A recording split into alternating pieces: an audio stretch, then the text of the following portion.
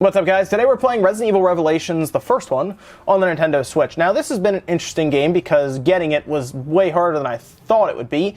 I went to Walmart last night and they couldn't sell it to me because it wasn't in their system, apparently, despite them having the game. And then I went back there this morning. They couldn't find it. And then I went to GameStop. They didn't have it. And then I had to go to another GameStop, and I finally had it. They got it. They had one there. And it was like, man, this has been an adventure just for this game, this collection. Anyway, this collection has the first Resident Evil Revelations and the second one included. Now, the first one is on the cart. I did get the physical version, as I said, I went to GameStop. The second one is on a download code. It's 24 gigabytes, so get that SD card ready if you haven't already. It's if you buy it physically, like a lot of games now, you still need to download a good portion of it. So we're going to start playing here. This was originally released on the 3DS, and I remember getting it on the 3DS, and I thought it was okay. The controls were not the best on the 3DS, I thought. I definitely think it's better with the actual controller and the hands and everything. And of course, while the performance was pretty good on the 3DS, I don't think it was the best. And I'm very happy to see it come. I was very happy to see it come to consoles when it went to the 360 and the PS3, I think, later on. And I think it was better there. It also went, of course, to the Wii U, PC. I mean, it went to pretty much everything. But it runs well on the Switch, as you can see here. I'll also leave you guys with handheld footage at the end as well, so you can see how it runs there. But it is running at a full 60 frames, they told us, and it's running pretty well. I haven't really had any frame drops. I wouldn't really expect many since it's technically a 3DS game. And then, of course, according to Capcom, and from what I've seen here, it is running at 1080p in docked mode and then 720p when in handheld mode. Again, I would expect that this is technically a 3DS game that has been up-resed and smoothed out with anti-aliasing and everything. So, and yeah, it is nice to see I will say it is nice to see a Switch game with a fair amount of anti-aliasing in place, as I would expect, since the 360 version was very similar, Wii U as well.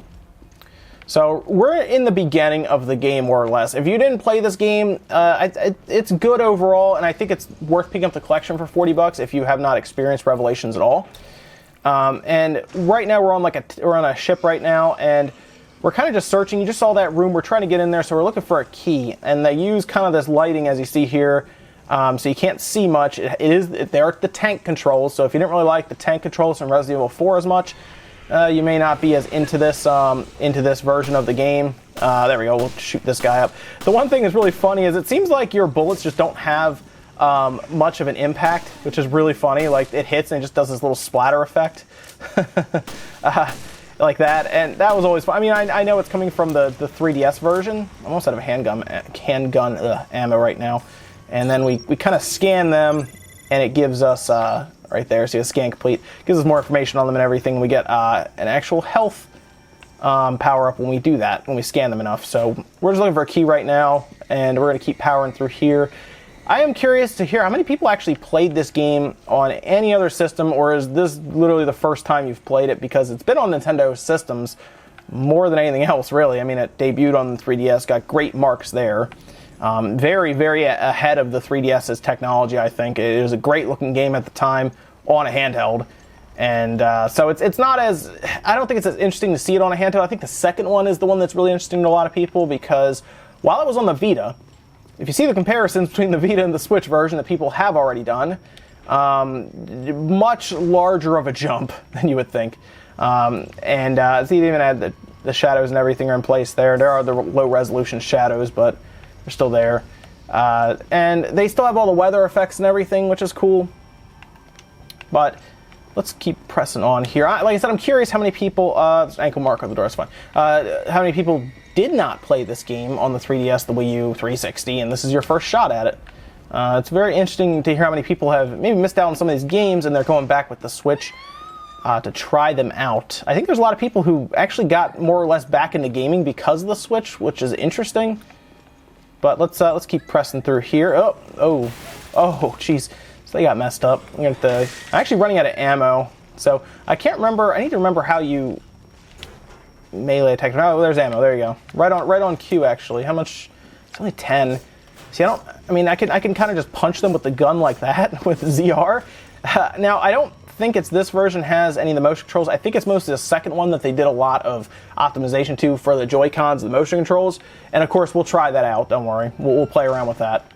So I'm going to go in here. I guess I'll try punching them, or maybe, I wonder if they'll even notice me. Oh, no, they will. I'm just going to punch them. See, so they just got that little blood texture. Oh, it kind of pops out, which is funny. And then you got to do the whole L back and forth there. I'm just going to shoot them. Again, no impact, really. Occasionally they'll pop back, but they're kind of slow. So it doesn't really take much to take them out. Now you can, there we go. Hit him a couple times, and then I'm up. There we go, he's down. We also have to scan them whenever I'm done talking on my little earpiece here.